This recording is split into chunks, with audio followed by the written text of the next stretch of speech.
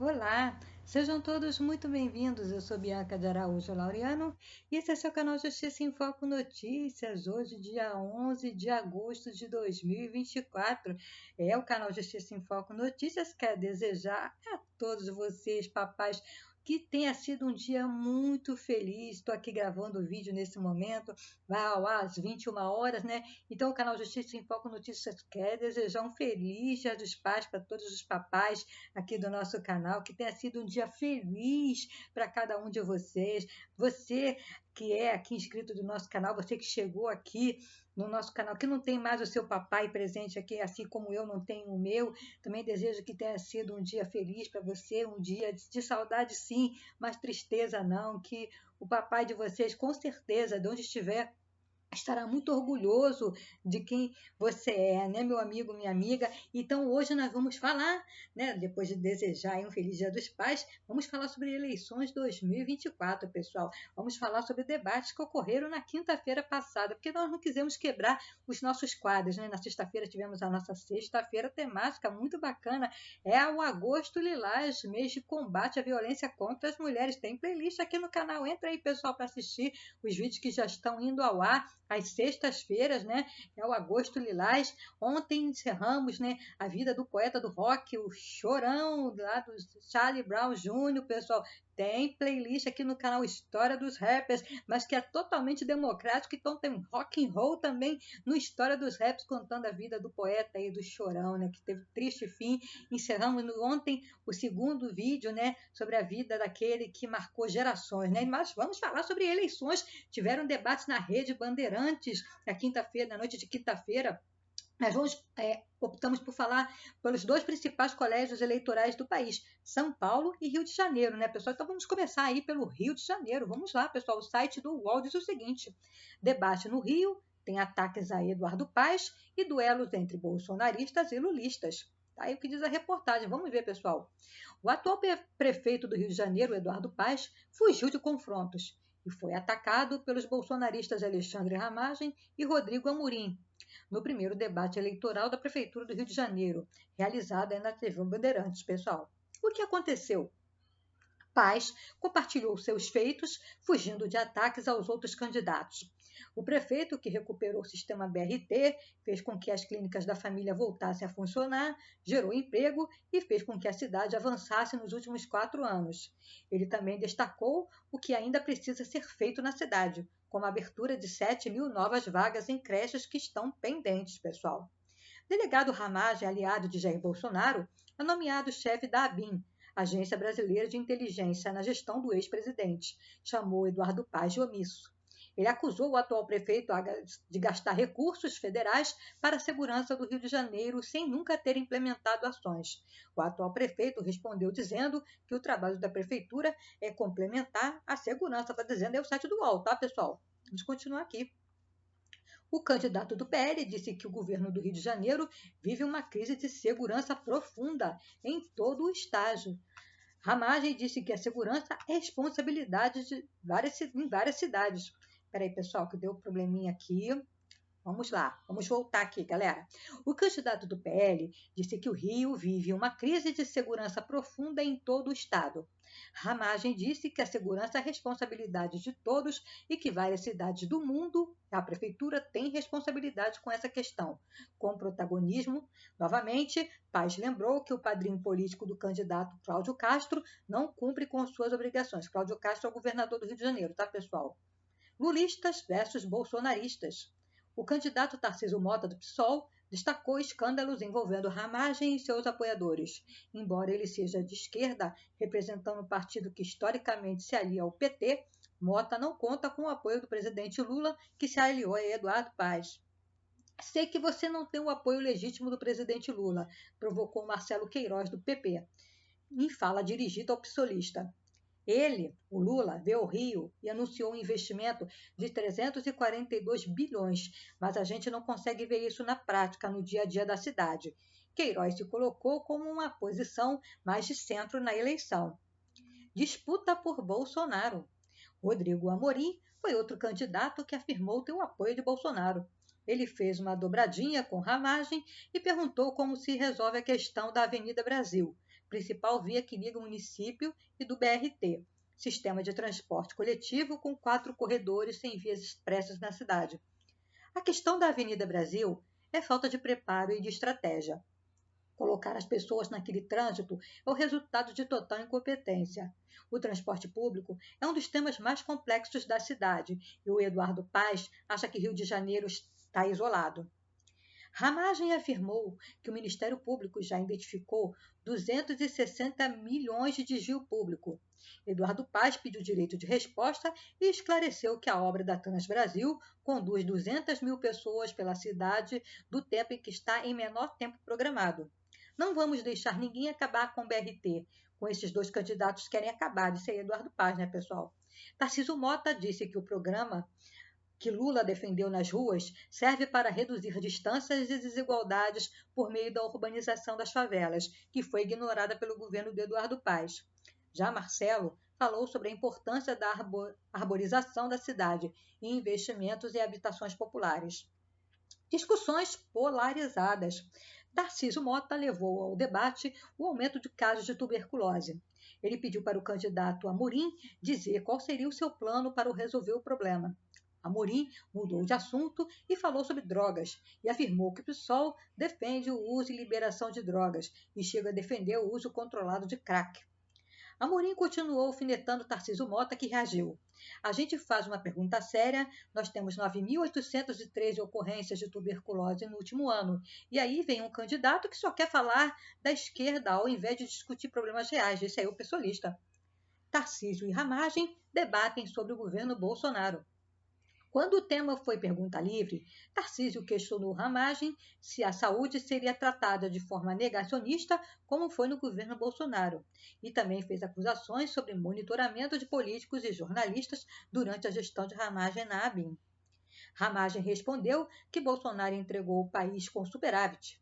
Disse que as estatais deram lucro e que o governo Lula não sabe cortar despesas e só quer tributar a população. Tarcísio lembrou que Rio de Janeiro foi a 2ª maior capital em proporção de mortes do vírus, né, pessoal?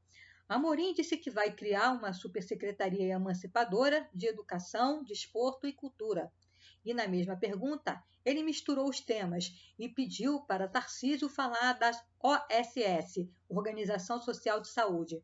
O candidato do PSOL defendeu a educação sexual, o anticoncepcional para não engravidar e o aborto legal para não morrer. Considerações finais.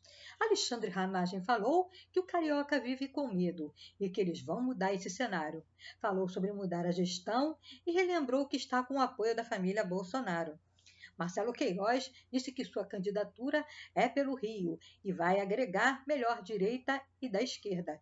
Disse que defende o funcionalismo público, o servidor, falou que vai manter o BRT, colocar o Deodoro a Santa Cruz e tem projeto de transporte suspenso, que tem o projeto de transporte suspenso, pessoal. Eduardo Paes disse que tirou a cidade do abandono, disse que quer ampliar o Supercentro de Saúde para reduzir a fila do CISREG, que vai ampliar o ensino de tempo integral, abrir vagas em creches e que trabalho segue para o Rio avançar. Rodrigo Amorim reforçou que é patriota, conservador e que a retomada do Brasil começa pelo Rio de Janeiro. Falou que a cidade está abandonada e que quer transformar a guarda em polícia municipal. Tarcísio Mota disse que o Rio de Janeiro merece muito mais. Citou como exemplo a tarifa zero. Falou sobre educação integral inclusiva, casas no centro da cidade e comida de qualidade para a cidade, que tem 500 mil pessoas passando fome. Ele também relembrou que sua campanha é por Marielle Franco, pessoal. Muito bem. E você, o que já está achando aí do conteúdo? Está gostando, pessoal? Você, meu amigo, minha amiga, que chegou pela primeira vez aqui ao canal Justiça em Foco Notícia, através desse conteúdo, eu quero te convidar a inscrever-se no canal. Clica aí no botão inscreva-se e ative o sininho das notificações para ficar por dentro dos nossos conteúdos. Pessoal, nem precisa esperar o vídeo acabar, não. Ainda tem mais coisas. Tem mais sobre Rio de Janeiro, tem debate em São Paulo, mas inscreva-se no canal Justiça em Foco Notícias e tem muito mais. Olha, se você gostou do vídeo, está gostando do conteúdo, dedinho para cima. Não gostou do conteúdo, dedinho para baixo, que é para nós melhorarmos, né, pessoal? É muito importante sabermos a sua opinião. Deixe seu comentário aí no nosso vídeo, no nosso conteúdo, o que você pensa das eleições de 2024. Vai ter bastante emoção aí durante o ano de 2024. Teve eleições na Venezuela dia 28 de julho, agora estamos acompanhando, a tensão continua grande lá na Venezuela. Assim que tivermos novas informações, traremos aqui para vocês. Teremos eleições municipais aqui, como estamos falando aqui no Brasil, né, por todo o Brasil, não somente São Paulo, Rio de Janeiro, mas por todo o Brasil, eleições municipais onde vão estar elegendo prefeitos e vereadores, né, pessoal? Muito importante estarmos acompanhando e vai ter eleição para presidente nos Estados Unidos em novembro, dia 25. Kamala Harris versus Donald Trump. Parece que vai haver debate dia 10 de setembro, pessoal. Estamos acompanhando e vamos estar falando sobre isso aqui também no canal Justiça em Foco Notícias. Então, tem muita coisa bacana, pessoal. Quero estar convidando você a se inscrever no canal Justiça em Foco Notícias e vamos continuar. Vamos agora para o site do G1, pessoal. Pois é, porque aí as empresas de checagem, né, verificaram o que é fake, o que é fato, né, no debate entre os candidatos à Prefeitura do Rio de Janeiro, pessoal. Vamos lá. O que disseram aí, né, as empresas de checagem? Muito bem. O primeiro debate nas eleições de 2024 para a Prefeitura do Rio de Janeiro foi realizado nesta quinta-feira, dia 8, na Bandeirantes, entre os pré-candidatos Alexandre Ramagem, do PL, Eduardo Paes, do PSD, Marcelo Queiroz, do PP, Rodrigo Amorim, do União Brasil e Tarcísio Mota, do PSOL. A sabatina começou às 22h30 e teve 1h30 de duração. Elegeu como critério para a escolha dos 5 concorrentes a cargo que o partido, coligação ou federação tenha menos 5 parlamentares no Congresso Nacional, como determina a legislação eleitoral, pessoal. A equipe do Fato ou Fake checou as principais declarações dos pré-candidatos. Vamos lá. Alexandre Ramagem. Quem quer pegar um ônibus ou um trem precisa pagar diferentes modais.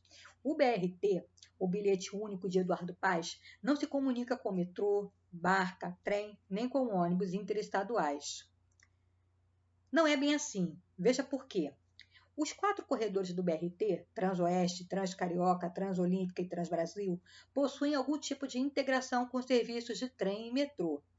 Na Transoeste, é possível fazer integração com o metrô a partir das estações Jardim Oceânico e Vicente de Carvalho. Já na Transcarioca, a integração só pode ser feita na estação do metrô de Vicente de Carvalho. Na Transolímpica, é possível fazer integração com a estação do metrô Jardim Oceânico e com a estação de trem de Deodoro. A Transbrasil, mais recente trecho inaugurado, conta com apenas uma integração com a estação de trem de Deodoro e com o VLT no terminal Gentileza, que pode levar o passageiro até a rede de metrô para fazer a integração metrô-BRT. O custo para o passageiro é de R$ 9,05. No entanto, os modais do sistema de transporte municipal não têm integração com serviços de barcas e nem com ônibus interestaduais, pessoal. Muito bem, outra declaração aqui. A vacina, quando foi estabelecida no mundo, na Inglaterra pela primeira vez, um mês depois já estava sendo aplicada aqui no Brasil. Nesse momento, também o governo Bolsonaro trabalhou não apenas com a parte médica, toda a parte econômica se voltou para aí a pandemia, pessoal. Não é bem assim, diz a equipe de checagem. Veja por quê, pessoal. Apesar do governo federal ter começado a vacinação cerca de um mês após a primeira dose no Reino Unido, em 17 de janeiro de 2021, o ex-presidente Jair Bolsonaro não se mostrou a favor de agilizar o processo de compra de vacina, como sugeriu aí Alexandre Ramagem, ao responder os questionamentos de Tarcísio Mota. Em 17 de dezembro de 2020, Bolsonaro afirmou que não iria tomar vacina e que se a pessoa tomar vacina, viraria jacaré. O problema é dela, ao falar sobre a cláusula em contrato com a Pfizer. 2 dias depois, quando o país somava mais de 180 mil mortes pela Covid-19. Bolsonaro alegou que a pressa da vacina não se justifica e que a pandemia estava chegando ao fim. Em 26 de dezembro do mesmo ano, o ex-presidente afirmou não dar bola para o fato de outros países já terem começado o processo de vacinação. Até então, o Reino Unido, Estados Unidos, Chile, Canadá, México e Costa Rica, entre outros países, já haviam iniciado o processo de vacinação. Em 22 de janeiro, quando a Anvisa já havia aprovado a eficácia e segurança da vacina e a primeira brasileira já havia sido vacinada, Bolsonaro negou que o resultado tivesse respaldo científico. Além disso, na CPI da Covid-19, o então diretor do Instituto Butantan, Dimas Covas, afirmou que o Brasil poderia ter sido o primeiro país do mundo a iniciar a vacinação, alegando que as manifestações de Jair Bolsonaro contra a vacinação deixaram as negociações em suspenso e acabaram atrasando o início da aplicação das doses. As conclusões da CPI levaram à protocolização de um pedido de impeachment do então presidente pelo jurista Miguel Reale Júnior, que acabou não se concretizando. O relatório final também indiciou por crimes de 65 pessoas, incluindo Bolsonaro e o ex-ministro da Saúde, Eduardo Pazuello. Vamos para uma outra declaração de ramagem, tá, pessoal? A empresa que construiu a ciclovia voltou a contratar com a prefeitura. Pegou a obra da estação Leopoldina para ganhar 136 milhões. Não é bem assim. As empresas contratadas para realizar a construção da ciclovia Tim Maia foram Contemate e Concrejato, em forma de consórcio. A Concrejato voltou a ser contemplada com uma obra para o governo municipal e da estação Barão de Mauá, conhecida também como Estação Leopoldina, na Avenida Francisco Bicalho, na região central do Rio de Janeiro. No entanto, o valor citado por ramagem, de 136 milhões, é de quase o dobro do que consta no Diário Oficial do município, uma vez que a despesa autorizada para a obra foi de 72,3 milhões pessoais. O IDEB do Rio de Janeiro é o pior IDEB do Sudeste entre as capitais. Não é bem assim. A afirmação é verdadeira em relação ao Índice de Desenvolvimento da Educação Básica nos anos iniciais do ensino fundamental. Nesse recorte, os dados do IBGE de 2021 mostram que a capital fluminense está na posição 2.647 no ranking nacional, atrás de Belo Horizonte, 1.792, São Paulo, 2012 e Vitória, 2.242. Muito bem. Já nos anos finais do ensino fundamental, o IDEB da capital fluminense fica em terceiro na comparação entre as 4 cidades. Na ordem aparece Belo Horizonte, São Paulo e na colocação o Rio de Janeiro também, né? E a Vitória na última posição aí, né, pessoal? Vamos lá. As empresas de ônibus têm contrato de concessão com a prefeitura, mas não informa quanto recebem a parte financeira e nem operacional. A prefeitura não tem conhecimento das operações e ainda paga subsídios a elas e do que elas declaram. Não é bem assim, pessoal. Vamos lá. A Prefeitura do Rio de Janeiro tem um portal da transparência sobre a operação dos transportes municipais. Na plataforma, é possível ter acesso à situação das estações do BRT, dados de operação dos ônibus regulares, informações de passageiros transportados e gratuidades e dados financeiros dos consórcios. Desde maio de 2022, o subsídio pago pela Prefeitura às empresas de ônibus é baseado na quilometragem rodada. A decisão foi tomada após acordo entre o município e os empresários. Além disso, um decreto de julho de 2023 determina o cancelamento de contribuição municipal em caso de veículos flagrados com mau estado de conservação, pessoal. Vamos agora às declarações de Eduardo Paes. Muito bem. Pela primeira vez em quase 5 anos, o Rio de Janeiro deixou de ser lanterninha na geração de empregos. Nesse período de 2021, a cidade teve 300 mil empregos criados. Não é bem assim, pessoal. A cidade do Rio de Janeiro teve um saldo de 302.068 empregos formais abertos no início de 2021 até junho de 2024. Os números são do novo CAGEG, do governo federal, plataforma de estatísticas sobre empregos formais no país. No entanto, não é possível fazer uma comparação com outras cidades, que definiria o Rio de Janeiro como lanterninha, por conta do extenso número do município do país, e principalmente da diferença populacional entre elas. Questionada sobre a disponibilidade desse número, a assessoria da Prefeitura do Rio de Janeiro não apresentou o dado comparativo que o município deixou à lanterna das estatísticas. Vamos lá. Com o Supercentro Carioca de Saúde, nós diminuímos a metade a fila, o tempo na espera da fila do CISREG. A declaração é fato. O CISREG é um sistema que estrutura e organiza a fila de agendamentos de saúde. Segundo a Secretaria Municipal de Saúde, houve redução da fila em 40%, e o tempo médio de espera, que se encontrava em 160 dias em 2020, alcançou 77 em maio de 2023. Entre 2021 e 2022, houve um aumento de 1.176.098 procedimentos no CISREG, o que representa um aumento de 35%. Em 2024, o tempo médio de espera por agendamento se manteve estável em 75 dias. Vamos lá, pessoal, vamos continuar. Já temos 200 JETs na cidade, 100 mil alunos atendidos por esses ginásios educacionais tecnológicos. A declaração é fato. Os ginásios educacionais tecnológicos, os JETs, são escolas que funcionam em horário integral, das 7h30 às 2h30, e utiliza como base a metodologia STEAM, que foca em ciência, tecnologia, engenharia, artes e matemática. O modelo usa a tecnologia como aliada da aprendizagem e incentiva os estudantes a serem mais participativos nas aulas. A unidade de número 200 foi inaugurada pela Prefeitura no fim do mês de junho, quando o programa chegou a 100 mil alunos atendidos, pessoal. Muito bem. Agora vamos às declarações do candidato Marcelo Queiroz, do PP. Eu fui secretário de administração. E tive um bom trabalho contigo, mas eu acho que o que me fez, obviamente, estar aqui hoje é porque você tem mais de 30 secretarias e extingui a Secretaria de Administração. A declaração é falsa, pessoal, é fake. O pré-candidato Marcelo Queiroz, que foi secretário de administração entre janeiro de 2015 e dezembro de 2016, durante o segundo mandato de Eduardo Paes na Prefeitura do Rio de Janeiro, alegou que o atual prefeito teria sido responsável pela extinção da Secretaria de Administração. Durante o debate, Paes rebateu a afirmação de Queiroz, dizendo que a secretaria chegou ao fim no governo do ex-prefeito Marcelo Crivella, pessoal, não no dele, né?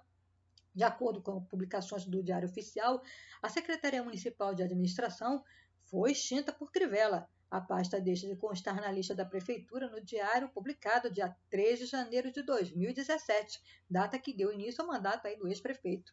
Queiroz, no entanto, diz que a Prefeitura tem mais de 30 secretarias, atualmente, sendo que o site da Administração Municipal registra a existência de 29 secretarias. Vamos lá. Foram 2 bilhões gastos no BRT. Hoje, 5 bilhões de empréstimos contraídos pela Prefeitura do Rio neste último ano. 5 bilhões ganhos com a SEDAI, com a transação da SEDAI via Estado. Não é bem assim.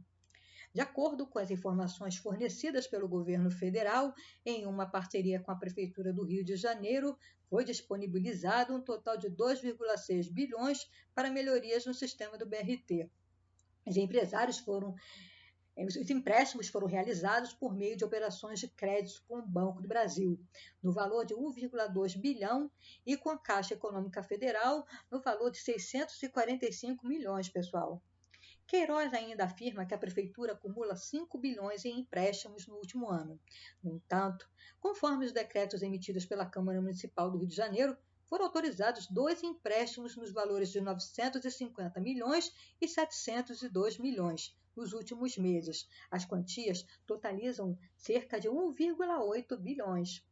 Muito bem. Um acordo firmado em março de 2021 entre o governador Cláudio Castro e o prefeito Eduardo Paes vai garantir aos cofres da Prefeitura da capital cerca de 5,5 bilhões pela concessão da SEDAI. A receita extra direcionada à Prefeitura vem de comissões que o Estado teria sobre o valor mínimo de outorga dos lotes e sobre o ágio em jogo no leilão realizado em abril de 2021. Outra declaração. Hoje, temos déficit de 312 mil moradias no Rio de Janeiro. A declaração é falsa, pessoal, é fake. Estudo da Fundação João Pinheiro, feito com base nos números de 2022 da Pesquisa Nacional por Amostra de Domicílios Contínua, do IBGE, e dados do Cadastro Único para Programas Sociais, o CadÚnico, mostra que o Estado do Rio de Janeiro tem déficit habitacional de 544.275 domicílios, dos quais 409.640 concentrados na região metropolitana. Os dados se aproximam do que foi dito pelo candidato quando é analisado o ônus excessivo, que é o que acontece quando as famílias com renda de até 3 salários mínimos gastam mais de 30% da renda com aluguel. Nesse caso, o estudo mostra que são 319.785 domicílios aí nessa situação, pessoal. Procurado, o candidato explicou que aprofundou o dado do estudo, que contempla apenas os estados, para obter informação da capital fluminense. Muito bem, agora as declarações feitas por Rodrigo Amorim, do União Brasil, pessoal. O seu partido, PSOL, ele faz parte do que chama de bancada da droga. Afinal, vocês defendem a liberação da droga, chegam a defender o uso controlado de crack, vocês se deixam fotografar ao lado dos maiores facínoras criminosos, traficantes de drogas da cidade. Não é bem assim. O candidato se refere a uma entrevista do ex-filiado do PSOL, Marcelo Freixo, à revista Época em 2016, quando concorria para a Prefeitura do Rio de Janeiro. Em resposta a um questionamento sobre como deveria ser a abordagem contra a dependência química do crack, Freixo respondeu que apoiava a redução dos danos enquanto as políticas de longo prazo não começassem a fazer efeito. A orientação sobre a dosagem segura é uma primeira medida que pode preservar a vida dos usuários, mas outras medidas devem ser tomadas ao longo do processo do tratamento. Para obtermos melhores resultados, o tratamento deve ser personalizado em um projeto terapêutico singular e planejado em etapas de curto, médio e longo prazo, disse aí o ex-PSOL, hoje filiado ao Partido dos Trabalhadores, Marcelo Freixo. Em relação à declaração de que o partido foi fotografado ao lado de traficantes, Amorim se refere a um caso ocorrido em 2023, em que a ex-deputada estadual do PSOL, Janira Rocha, levou a mulher do traficante Tio Patinhas, Luciane Barbosa Farias, a uma agenda ao Ministério da Justiça. De acordo com a reportagem do G1, a Farias se apresentou como presidente da Associação da Liberdade do Amazonas e teria ido levar demandas sobre condições dos presídios. Apesar disso, não houve fotos de membros do partido com traficante, como falou Amorim. O impeachment do ex-governador Wilson Witson foi citado aqui, foi promovido pelo Felipe Pobel, que tanto fiscalizou a saúde. Não é bem assim. O pedido de impeachment contra o ex-governador do Rio, Wilson Witson, foi apresentado pelos deputados estaduais Luiz Paulo, então do PSDB, hoje no Cidadania, e Lucinha, do PSDB, em maio de 2020. A iniciativa partiu após a divulgação da informação divulgada pela Operação Placebo da Polícia Federal, que investigava desvio na saúde no Rio de Janeiro. Pobel apenas fez parte do grupo de 25 parlamentares que analisou o então pedido de impeachment, que resultaria na saída de Witzel do cargo. Vamos lá. Eles assinaram um TAC, Termos de Ajustamento de Conduta, junto ao Ministério Público, que proíbe qualquer ação da Prefeitura do Rio de Janeiro perante usuários de drogas, as Cracolândias, pois é isso mesmo, o prefeito atual do Rio de Janeiro tem um TAC assinado com o Ministério Público que impede qualquer ação referente ao TAC. Não é bem assim, pessoal. O TAC foi assinado entre a Prefeitura do Rio de Janeiro e o Ministério Público Estadual em 2012. No documento, se prevê, entre outras medidas, que a Prefeitura precisa adequar instalações públicas para receberem usuários de drogas, especialmente o crack. De acordo com o Ministério Público, os abrigos da Prefeitura não possuíam, na ocasião, equipamentos ou especialistas em saúde mental para atender usuários de drogas. O acordo também pressupõe que o recolhimento da pessoa não seja forçado, ou seja, o dependente químico precisa aceitar livremente a sua ida para esses abrigos. O município ainda se compromete, com o TAC, a cadastrar a população de rua e a capacitação da Guarda Municipal. Tarcísio Mota, do PSOL. A saúde é um problema complexo e tem muitas vezes muitos fatores. O Rio de Janeiro, vergonhosamente, é a capital onde se registra o maior número de casos de tuberculose, uma doença do século XIX e é uma doença que precisa ser enfrentada. Fato, pessoal. A declaração é fato. Neste século, a cidade do Rio de Janeiro registrou 166 mil diagnósticos, o que representa 10% de todos os pacientes do Brasil. Segundo dados do Sistema Único de Saúde, o SUS, O aumento do número de casos levou o município a ficar à frente de Manaus, no Amazonas, do total de casos registrados na capital. 5.281 pessoas morreram ao abandonarem os tratamentos. O bairro de Bangu, por exemplo, lidera com a região da cidade em que são registrados novos casos. Em 2022, foram registradas 9.813 ocorrências no município. De acordo com a Secretaria Municipal de Saúde, pelo menos desde 2022, os casos estão concentrados em áreas pobres ou onde há complexos de comunidades. A pandemia, que marcou a vida de todos nós recentemente, deixou quase 700 mil brasileiros mortos. O Rio de Janeiro foi a segunda capital com maior proporção de mortos em todo o Brasil. Fato, pessoal, a declaração é fato.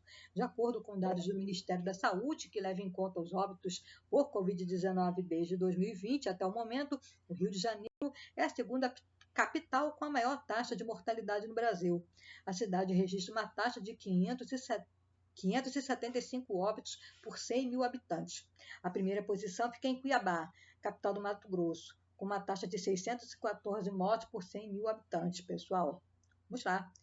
Quem defendeu a PL do abuso, quem defende que criança pode ser mãe quando é abusada e pode ser mãe, são eles. Ramagem, inclusive, o candidato de Amorim, aquele em que ele vai votar, inclusive foi um dos autores dessa PL do abuso. Nós não fugimos do debate, nós não estamos no lado dos criminosos.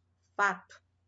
A declaração é fato. A direita bolsonarista, a qual Tarcísio Mota se refere, dentro do Legislativo brasileiro, é amplamente contra o aborto e se posicionou a favor da PL 1904/2024, apelidada aí pela PL do abuso. Eu não posso falar o nome aqui, mas você, meu amigo, minha amiga que está aqui sempre com a gente do canal Justiça em Foco Notícias, sabe o que significa, né, pessoal? Muito bem. Foi apelidada aí pela PL do abuso por opositores. Além disso, Ramagem consta como um dos autores da proposta, junto com outros 32 deputados filiados ao PL de Jair Bolsonaro, 5 do União Brasil de Rodrigo Amorim, 4 do Republicanos, 3 do PP de Marcelo Queiroz e 3 do MDB, 2 do PSD de Eduardo Paes e 1 do Avante, 1 do PSDB e 1 do Podemos. Muito bem, vamos continuar aqui. Aliás, Chiquinho Brazão, aquele que está preso por ter matado Marielle, era do partido de quem? Amorim. E ia para o partido de quem? Dos Republicanos, que agora apoia quem? O Ramagem. Mas quem era secretário de quem? Do Paes. Fato. Fato, pessoal, Chiquinho Brazão, apontado como um dos mandantes do assassinato de Marielle Franco, realmente fez parte do União Brasil, legenda de Amorim. No entanto, o partido expulsou Brazão no dia da sua prisão. Eduardo Paes nomeou Brazão como secretário especial de Ação Comunitária em outubro de 2023 e o exonerou do cargo em fevereiro deste ano. Sobre a filiação do Brazão ao Republicanos, a transferência não se confirmou e o deputado segue sem legenda e preso, pessoal. Galera, vamos agora então falar como foi o debate em São Paulo, galera. Falamos sobre Rio de Janeiro, como foi o debate, as declarações, se foram fatos, se foram fake, se não foram bem assim. Agora vamos para São Paulo, pessoal, que também promete muitas emoções. Vamos lá. Ataques entre candidatos ofuscam propostas para a cidade no primeiro debate de São Paulo, pessoal. Infelizmente, né? Vamos lá. Pouca discussão sobre os desafios da cidade e muitos ataques entre os 5 principais candidatos à Prefeitura de São Paulo marcaram o primeiro debate eleitoral da Bandeirantes. Eles responderam a perguntas de jornalistas e de adversários, seguindo as regras do debate. O que foi que aconteceu? Vamos lá, pessoal. O debate durou cerca de 2 horas e teve poucas apresentações de propostas dos candidatos. Um minutinho aqui, pessoal. Fechar aqui a janelinha que foi aberta aqui. Só um minutinho, pessoal.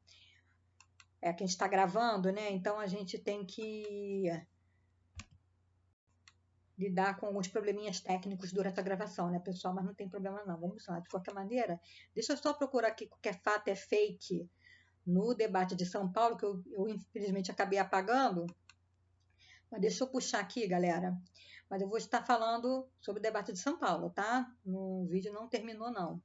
É porque a gente enfrenta os probleminhas técnicos durante, né, a gravação, mas vamos lá. O debate durou cerca de 2 horas e teve poucas apresentações de propostas dos candidatos. Promessas apareceram em bloco de perguntas de jornalistas da emissora. Ainda assim, políticos usaram parte do tempo de resposta para poder atacar aí os seus opositores, né, pessoal? Deixa eu só puxar aqui. Achei, galera. Muito bem. Deixa eu continuar aqui. Ricardo Nunes foi o principal alvo dos adversários. O candidato à reeleição recebeu críticas pela condução da prefeitura nas áreas da saúde e educação na cidade, além da atual situação lá na Cracolândia. Guilherme Boulos foi associado a Maduro e ao Hamas.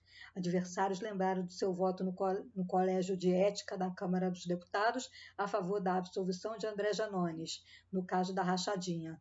Foi provocado também com insinuações de apoio ao ditador Nicolás Maduro e ao apoio ao grupo Hamas. Pessoal, muito bem.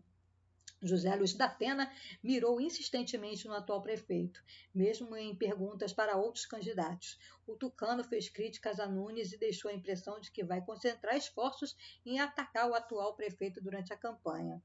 Pablo Marçal ficou descontrolado após pergunta de Tabata Amaral sobre condenação.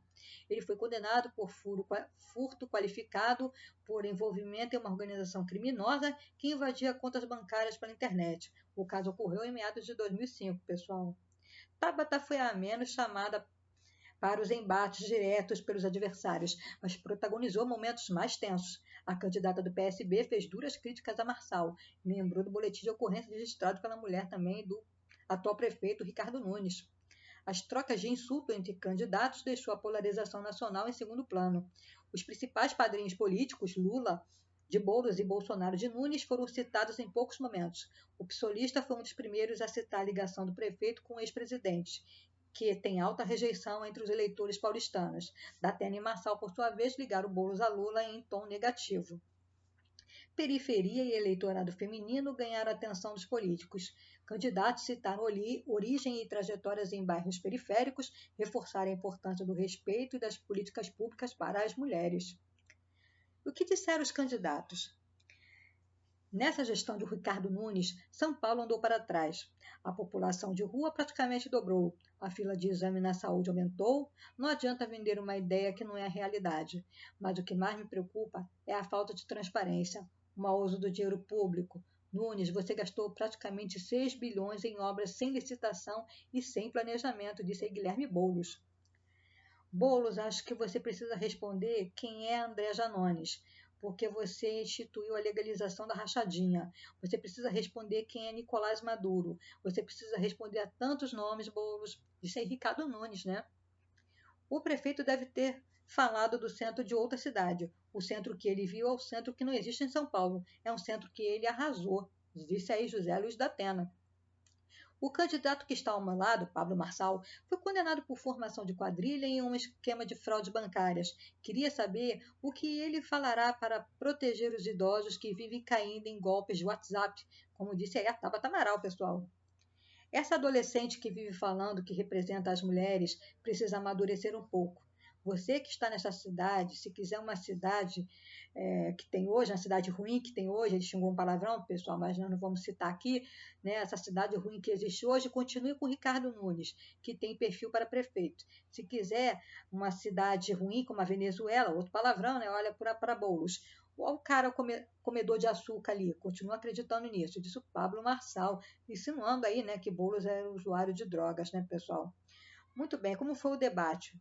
O empresário gritou e perdeu o controle ao ser questionado por Tabata se usaria sua experiência no crime para governar São Paulo. A candidata também citou o áudio revelado pela Folha de São Paulo, em que o presidente do PRTB, Leonardo Avalanche, diz que tem vínculos com o PCC. Não tem Piauí de inaudível. Não tem o chefe do PCC que está solto. Ele é a voz baixo, disse Avalanche, referindo-se ao seu motorista. Candidatos também foram alvos de ataques do Marçal, que adotou tom agressivo, com palavrões e insinuações sem provas.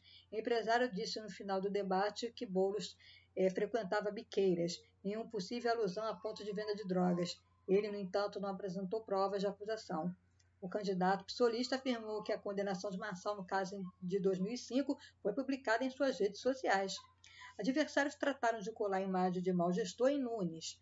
O debate começou com uma pergunta sobre o centro da cidade, mas como Nunes gastou a maior parte do tempo para a resposta citando eventos no Autódromo de Interlagos, que fica na Zona Sul.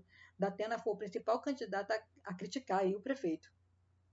O prefeito arrasou o centro de São Paulo, disse Datena.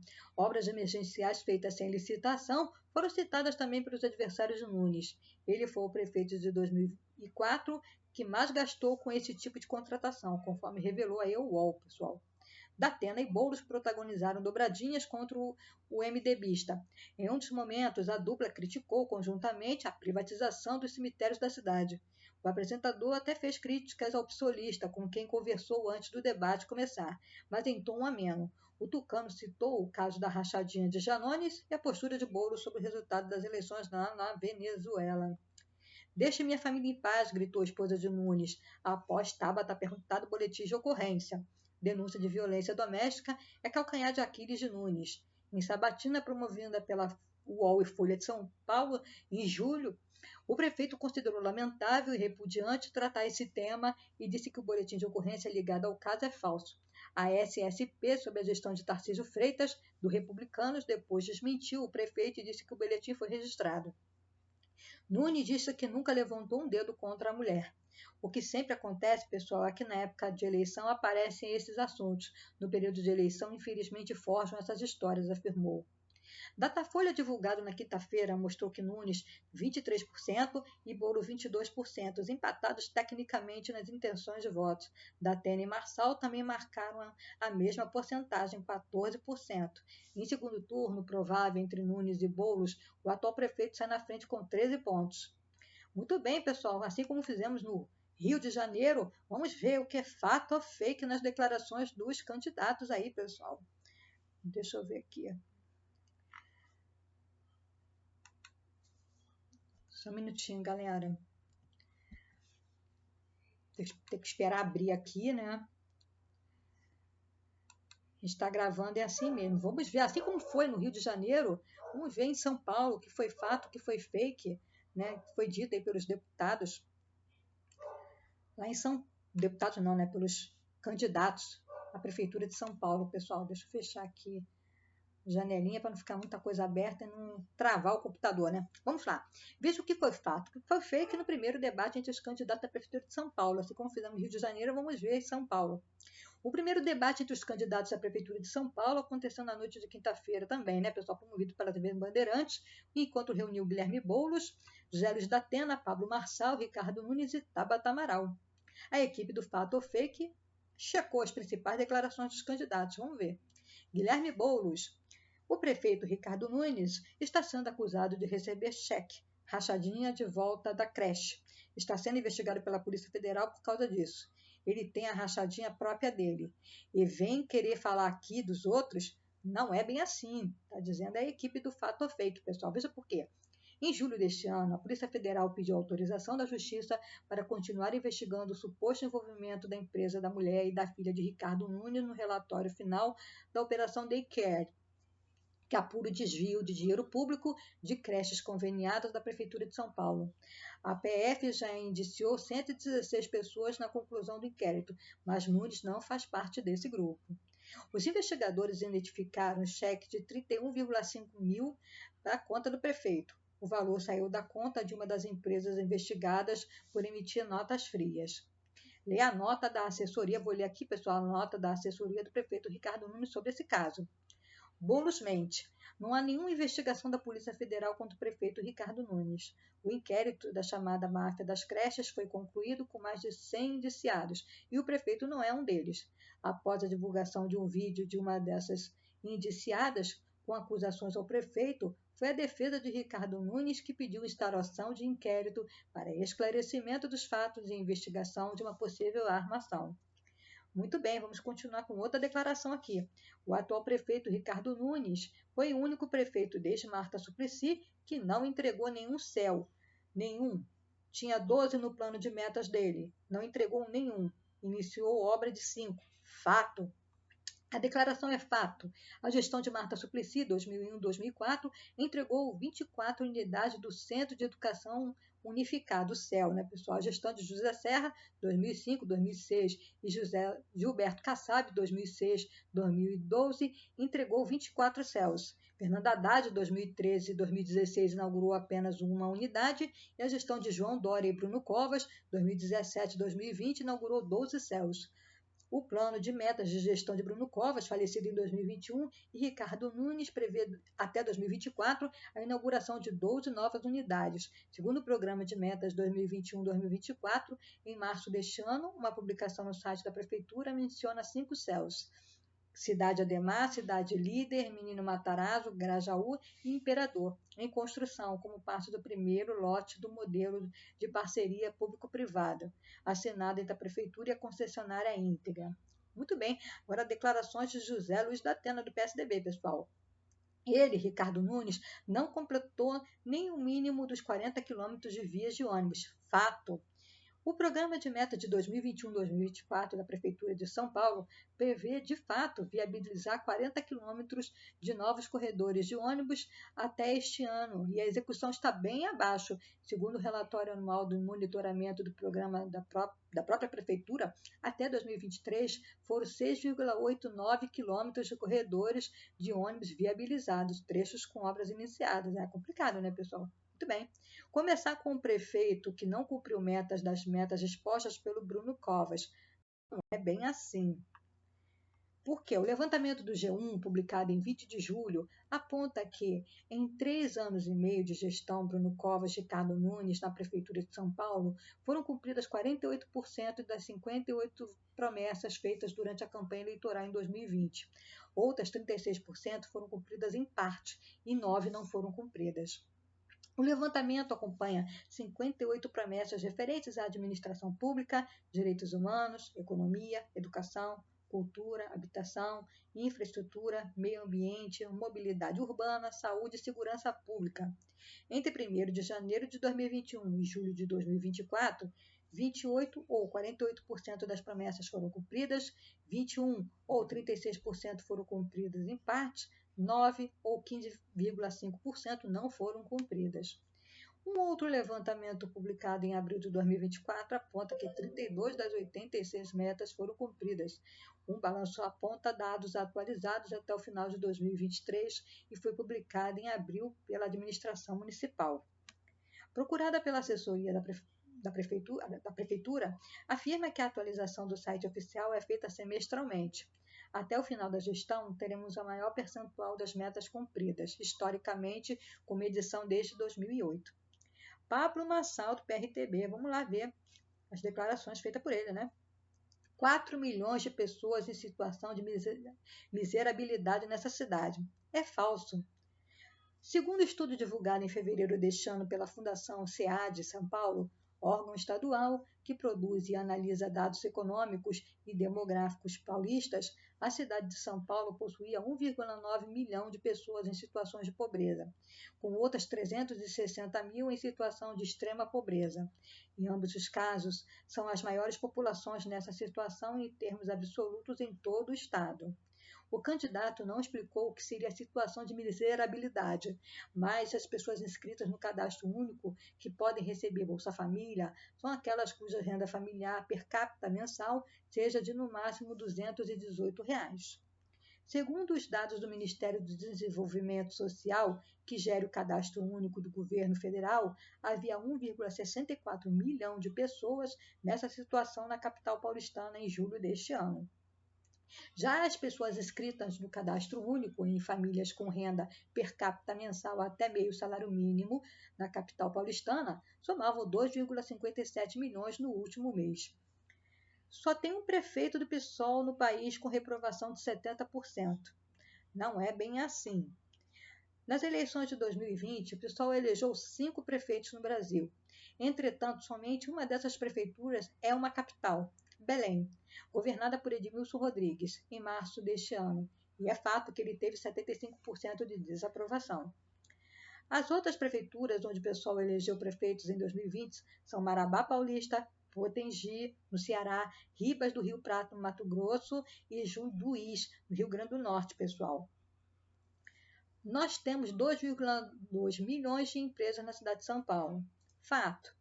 Segundo o mapa de empresas do governo federal, que utiliza informações de base de dados do Cadastro Nacional de Pessoa Jurídica, CNPJ, em junho deste ano, a cidade de São Paulo possuía 2.105.852 empresas ativas. Desde o começo do ano, foram abertas 35.255 empresas na cidade e extintas 16.904 empresas.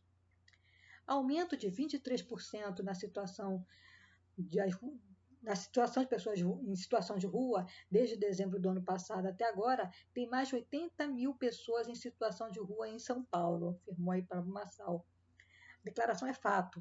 A cidade de São Paulo atingiu, no último mês de junho, o total de 80.369 pessoas vivendo em situação de rua. Segundo a reportagem do G1, mostrando um levantamento do Observatório Brasileiro de Políticas Públicas com a população da situação de rua, da Universidade de Minas Gerais, a UFMG. Os dados apontam aumento de 24% em relação a dezembro de 2023, quando o levantamento contabilizava um total de 64.818 pessoas em situação pelas ruas da capital. Os números da OBPOP Rua são extraídos do Cadastro Único, base de dados do governo federal para recebimento de benefícios sociais, atualizado pelas próprias prefeituras, através dos chamados CRAS, Centro de Referência de Assistência Social. Agora vamos falar em declarações de Ricardo Nunes, o atual prefeito de São Paulo, pessoal. Está acontecendo hoje, só para você ter ideia, 1.425 obras, só aquela acima de 500 mil, meio milhão de reais. Vamos lá, fato. A Secretaria Executiva de Planejamento e Entregas Prioritárias informou que atualmente mais de 1.400 obras com valor superior a 500 mil em andamento na cidade. Após o debate, no entanto, a Prefeitura indicou o site de acompanhamento da própria gestão municipal, Obras Abertas. A base de dados completa o portal e traz somente 452 obras. A assessoria do prefeito alegava que as obras das outras secretarias não estavam no site. E nessa sexta-feira apresentou a indicação de mais 1.400 obras com valor superior a 500 mil em andamento, de acordo com a Secretaria Executiva de Planejamento e Entregas Prioritárias. Em razão dos novos números, o selo passa de não é bem assim para fato. A atualização foi feita às 20h23, na sexta-feira, agora dia 9 de agosto, pessoal. O apresentador José Luiz da Atena já foi condenado por imputar crime a pessoas inocentes. Eu quero repetir. O apresentador José Luiz da Atena foi condenado por imputar crimes a pessoas inocentes. Fato. Minutos após a declaração de Nunes, no mesmo debate, da Atena afirmou a Nunes: "O senhor disse que eu fui condenado em vários processos. Fui sim, principalmente condenado acusando bandidos que teriam cometido crime que, na realidade, julgados pela justiça, foram considerados alguns inocentes. Toda decisão judicial é justa. A declaração de Nunes não deixa claro a que decisão ele se refere. É possível encontrar em sites de tribunais de justiça registros de processos que Datena foi condenado, cabendo recurso ou não." Bom, muito bem. Essa declaração aí, né? Mais uma outra declaração dele aqui, pessoal.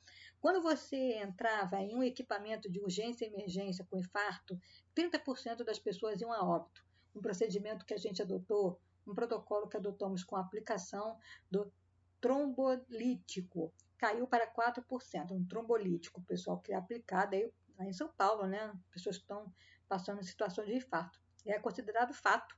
Existe uma estimativa de que, com a implementação de um protocolo único para as unidades de saúde municipal, que vem sendo estruturado nos serviços de urgência e emergência da rede municipal na última década, o número de óbitos decorrentes de infarto agudo do miocárdio na rede tenha sido reduzido de 30% para 4%.